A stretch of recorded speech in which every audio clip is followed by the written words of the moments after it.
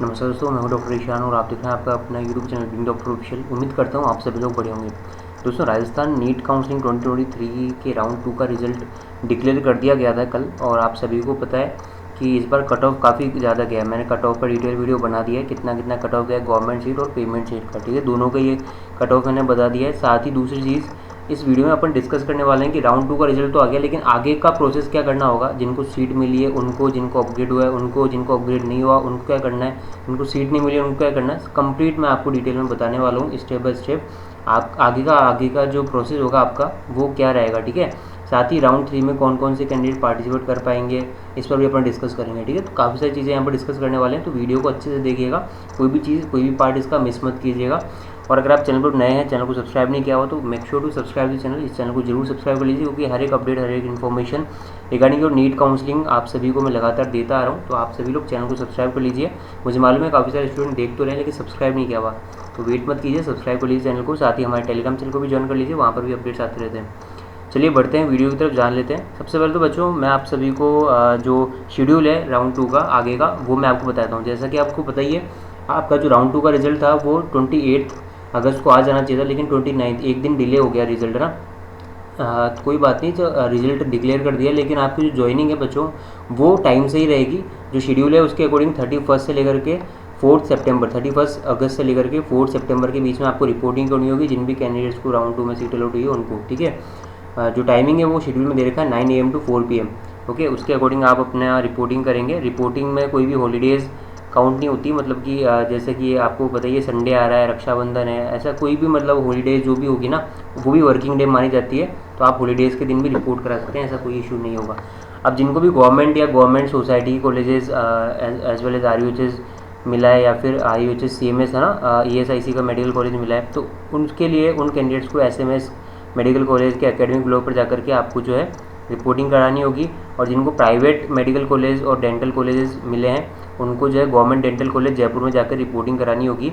अपने जो भी डॉक्यूमेंट है, ओरिजिनल डॉक्यूमेंट, उनकी सेल्फ अटेस्टेड फोटोकॉपीज़ के साथ में, और साथ ही जो फीस का डिमांड ड्राफ्ट है उसके फॉर्म में। ठीक है, फीस की डिटेल आपको वेबसाइट पर मिल जाएगी। इसकी PDF जो है मैं अपने टेलीग्राम पर भी डाल दूँगा। कॉलेज वाइज आप फीस की डिटेल देख लीजिएगा, किस नाम से आपको DD बनाना है, क्या चीज़ें हैं, बैंक डिटेल वगैरह सब कुछ PDF में आपको मिल जाएगी। ठीक है, फीस ऑर्डर आप यहाँ पर देख सकते हैं, फीस इन्फॉर्मेशन सीट यहाँ पर अवेलेबल है वेबसाइट पर, वहाँ से आप देख लीजिए किस कॉलेज में क्या सीन है, कितनी क्या फीस लगेगी आपकी, और किस नाम से आपका DD या फिर बैंक डिटेल कौन कौन सी, सब कुछ वहाँ पर से आप चेक कर सकेंगे। ठीक है, इसको मैं टेलीग्राम चैनल पर एक बार फिर से अपलोड कर दूँगा, हालांकि मैंने पहले डाल दिया था, तो एक बार इसको देख करके फीस वगैरह अपनी तैयार कर लो। इसके अलावा जिनको कॉलेज राउंड 1 में सीट मिल गई थी लेकिन राउंड 2 में अपग्रेड हुआ है, तो उन कैंडिडेट्स को अपनी जो राउंड 1 की जो फीस की रिसिप्ट थी वो आपको ले जानी होगी। आपकी जो ओरिजिनल डॉक्यूमेंट है वो कॉलेज में ट्रांसफ़र कर दी जाएंगे, क्योंकि उनके पास डिपॉजिटेड ऑलरेडी। ठीक है, तो वो ट्रांसफ़र कर देंगे उस कॉलेज को, जो भी कॉलेज आपका अपग्रेड हुआ है। ओके, और हम बात कर लेते हैं बच्चों कि आपको राउंड 2 के रिजल्ट के बाद में क्या क्या चीज़ें करनी है। जिनको सीट मिली है उनको, जिनको सीट नहीं मिली है उनको। ठीक है, बेसिकली जिनको सीट मिली है तो वो तो मैंने आपको बता ही दिया शेड्यूल के अकॉर्डिंग क्या क्या है, लेकिन उससे पहले आप एक बार कट ऑफ देख लीजिए। कट ऑफ में मैंने ऑलरेडी वीडियो बना दिया था। ठीक है, आप देख सकते हैं 629 अनरिजर्व कैटेगरी की कट ऑफ गई है। EWC 626 काफ़ी हाई कट ऑफ गया है, और इसका जो बड़ा रीज़न है बच्चों, कट ऑफ कम नहीं गया, इसका बड़ा रीज़न ये सीट ब्लॉकिंग काफ़ी लेवल पे हुई है राजस्थान में भी। ठीक है, यानी कि जिन स्टूडेंट ने ऑल इंडिया कोटा राउंड 2 में सीट उठाई थी उन्होंने स्टेट कोटा के राउंड 2 में भी सीट उठा ली है। ठीक है, इसके कारण सीट ब्लॉकिंग हुई है। चलिए इस पर कभी और नेक्स्ट वीडियो में अपन डिस्कस करेंगे, लेकिन अभी मैं आपको कंप्लीट बताने वाला हूँ कि राउंड 2 के रिजल्ट के बाद क्या आपको करना होगा। यहाँ पर आपके पास 2 सिनेरियो बनते हैं बच्चों। ठीक है, आप सभी को या तो सीट अलॉट हुई है, ठीक है, या फिर अलॉट नहीं हुई है। ठीक है, नॉट अलॉटेड। ठीक है, तो जिन भी कैंडिडेट्स को अलॉट नहीं हुई है तो सीधी सी बात है, जिनको राउंड 1 में भी अलॉट नहीं होती, राउंड 2 में भी अलॉट नहीं होती, उनको राउंड 3 में जाना होगा। ठीक है, और राउंड 3 में ऑटोमेटिकली एलिजिबल है। लेकिन जिन कैंडिडेट्स को कॉलेज अलॉट हुआ है, ठीक है, तो उसमें 2 कंडीशन है। या तो आप अपग्रेड के लिए जा सकते हैं, अपग्रेड चाहते हैं, या फिर आप अपग्रेड नहीं चाहते, आप इसको रिटेन करना चाहते हैं, रिटेंशन चाहते हैं। ठीक है, यानी सीट जो आपको मिली है आप उसको रखना चाहते हैं। 2 सिनेरियो यहाँ पर बनते हैं। ठीक है, अलॉटेड, या फिर मैं यहाँ पर लिख दूँ सेकेंड राउंड में आपको अपग्रेड होके मिली है। ठीक है, सीट जिनको अपग्रेड नहीं हुआ है सेकेंड राउंड में, उनका मैं बता दूं जिनको अपग्रेड नहीं हुआ है तो आपकी जो फर्स्ट राउंड वाली सीट है वो सेफ़ है, ठीक है, सिक्योर है, आपको उसके लिए रिपोर्ट करने की जरूरत नहीं है अगर आप उसको रखना चाहते हैं तो, ठीक है। आप एलिजिबल रहेंगे राउंड 3 के लिए। अगर आप राउंड 3 में अपग्रेड के लिए जाना चाहते हैं तो आप एलिजिबल रहेंगे, उसमें आपको फिर से कोई रजिस्ट्रेशन या कुछ भी आपको कराने की जरूरत नहीं है। आप ऑफलाइन होगा राउंड 3, आप उसमें पार्टिसिपेट कर पाएंगे, ठीक है। अब यहाँ पर जो जिन कैंडिडेट्स को या तो राउंड सेकंड में फ्रेश अलॉट हुआ है पहली बार या फिर अपग्रेड हुआ है, उनको क्या करना होगा, तो देखो अपग्रेड हुआ है फ्रेश अलॉट हुआ है तो आपके पास दो ऑप्शन है। आप फर्दर अपग्रेड के लिए राउंड 3 में जाना चाहते हैं, ठीक है, तो अपग्रेड के लिए राउंड 3 जो कि ऑफलाइन होगा, ठीक है, ऑफलाइन राउंड में आप लोग रिपोर्ट कर सकेंगे, लेकिन आपको पहले रिपोर्ट करना होगा, ठीक है।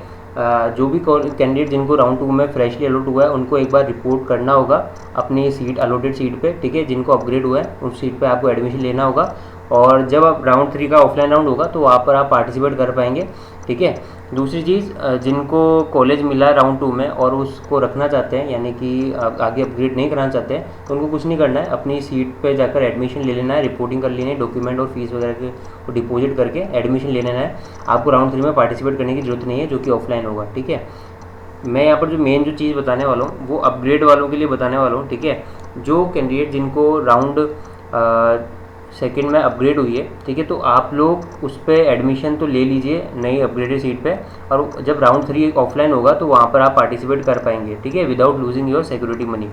अब जिनको अपग्रेड नहीं हुआ है तो वो लोग भी राउंड 3 में पार्टिसिपेट कर पाएंगे, है ना। उसमें ऐसा नियम है इस बार कि राउंड 3 तक आप अपग्रेड करा सकते हैं, जैसे कि ऑल इंडिया कोटा में भी, वैसे स्टेट में भी यही नियम बन गया है कि आप राउंड 3 में स्टेट कोटा में भी पार्टिसिपेट कर सकते हैं अगर आपका राउंड 2 में अपग्रेड नहीं हुआ है तो भी, ठीक है। तीसरी चीज़, मान लीजिए आपने अभी रिपोर्ट कर लिया राउंड 2 के लिए, ठीक है, आपका मन बना आपको रिज़ाइन करना है तो आप रिज़ाइन भी कर सकते हैं, ठीक है। और अगर आप रिज़ाइन करते हैं तो भी आप पार्टिसिपेट कर पाएंगे, लेकिन उस कंडीशन में आपको अपना सिक्योरिटी मनी लूज़ करना होगा, और जब आप राउंड 3 के लिए पार्टिसिपेट करने जाएंगे तो आपको फिर से जो भी डेट्स आएगी रजिस्ट्रेशन की राउंड 3 में, उनमें वापस रजिस्टर करना होगा और सिक्योरिटी मनी डिपॉजिट करना होगा फिर से, ठीक है। अब जो कैंडिडेट जिनको राउंड 2 में या तो कॉलेज अपग्रेड हुई है या फिर फ्रेशली अलॉट हुई है, उन कैंडिडेट्स को मैं बता दूं आपको एक बार तो राउंड सेकंड के लिए जाना ही होगा, मतलब कि जो सीट मिली है उसमें एडमिशन लेना ही होगा। अगर आप ऐसा नहीं करते हैं तो आपका जो सिक्योरिटी मनी है वो फोरफिट कर लिया जाएगा, और अगर आप राउंड 3 में पार्टिसिपेट करना चाहते हैं तो आप कर तो पाएंगे, लेकिन आपको फिर से रजिस्ट्रेशन एंड सिक्योरिटी मनी का जो चार्जेस है, ठीक है, वो पे करना होगा, और आप राउंड 3 में एलिजिबल रहेंगे, ये चीज़ है, ठीक है।